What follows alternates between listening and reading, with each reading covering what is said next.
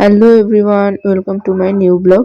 তো দেখতেই পাচ্ছ সব বিয়ের জন্য রেডি হচ্ছে, বিয়েতে যাবে বলে বরযাত্রী। তো আমি রেডি হয়ে গেছি আর ওরা সবাই রেডি হচ্ছে। আর এইদিকে পিসির বাড়িতে এসে দেখি যে দাদাও রেডি হয়ে গেছে, সুন্দর করে বরের সাজে সেজে নিয়েছে। আর পূজা দিদি মালাটা পরিয়ে দিচ্ছিল, বিয়ের গাড়িও চলে এসেছে। তারপর দাদাকে আশীর্বাদ করে নিচ্ছে, কারণ এখন আমরা বেরোবো মেয়ের বাড়ি।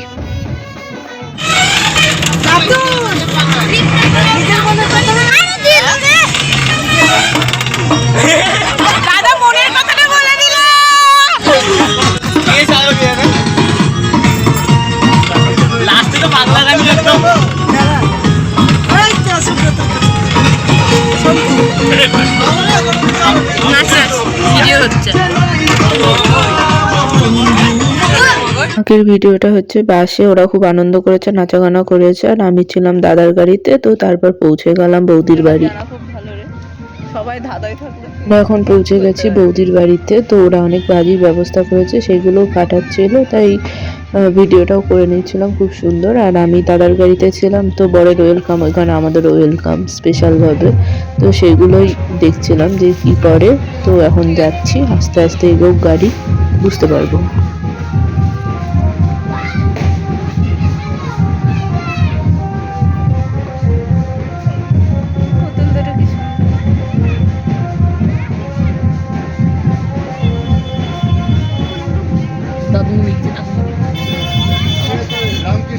এখানে একটা ঘটনা বলি যেটা আমাদের সঙ্গে ঘটেছে।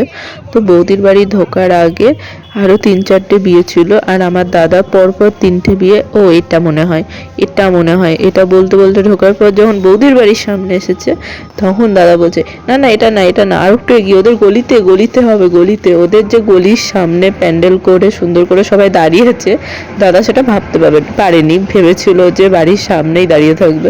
তো এরকম একটা ঘটনা ঘটেছে, এবং যার জন্য আমরা খুব হাসাহাসি করেছি। এমনকি বাসে যারা ছিল তারাও পরে আমাকে জানিয়েছে যে হ্যাঁ, আমাদেরও একই অবস্থা। এটা করতে করতে লাস্টে বৌদির বাড়ি এসে বলছে না না এটা হবে না। তো যাই হোক, এটা একটা মজার ঘটনা আমাদের সঙ্গে সেদিন ঘটেছিল।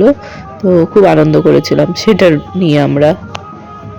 তারপরে আমরা গাড়ি থেকে নেমে চলে গেছিলাম ভেতরে। আর এই বরণের সময় আমি ছিলাম না, আমার ভাই আর বুনুকে ভিডিওগুলো করে এনেছিল।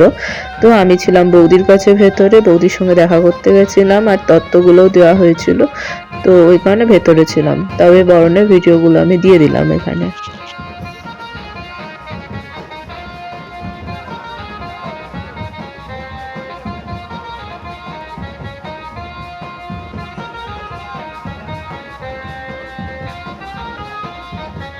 দাদার সঙ্গে কোলপাত্র যে, সেটা আমার ভাই আর আমাদের বাড়ির একমাত্র ছেলে ওই।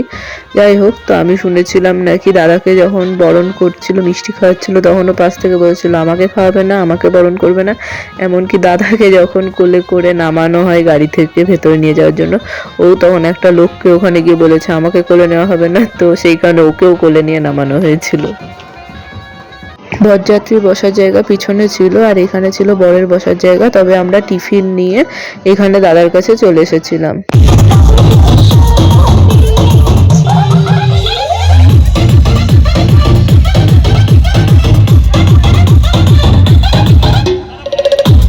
প্রচুর নাচ করেছিলাম, নাচ করে বসে গিয়েছিলাম খেতে, কারণ এরপরে শুরু হবে দাদার বিয়ে।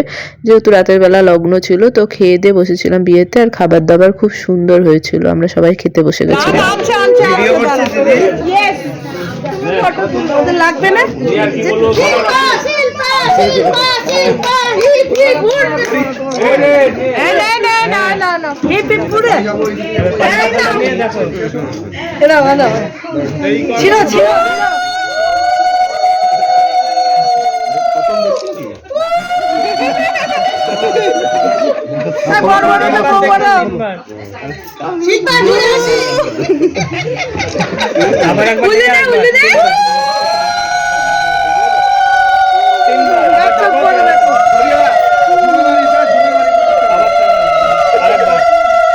এখন শুরু হয়ে গেছে বিয়ের রিচুয়াল। আর এই সময় আমার প্রচণ্ড ঘুম পাচ্ছিল, আমি চেয়ারে বসে 10 মিনিট ঘুমিয়ে নিয়েছিলাম। তারপর সারা রাত জেগেছিলাম। বিয়ে শেষ হতে এখনো অনেক দেরি।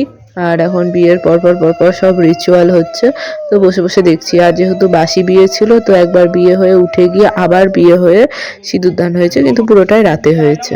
তো আর সব লোকজন জেগে বসেছিল, আমরা এখানে যারা আছি সবাই মোটামুটি বরযাত্রীর লোকজন, সবাই আমরা জেগে বসেছিলাম। আর সব ঘুম পাচ্ছে, হাই তুলছে, তখন মোটামুটি রাত্রি 2-2:30 বাজছে। দাদারা কালকে সকালে বাড়ি আসবে, আর আমরা এখন উঠে পড়েছি বাসে, এখন চলে যাব বাড়ি। তো আজকের মতো টাটা।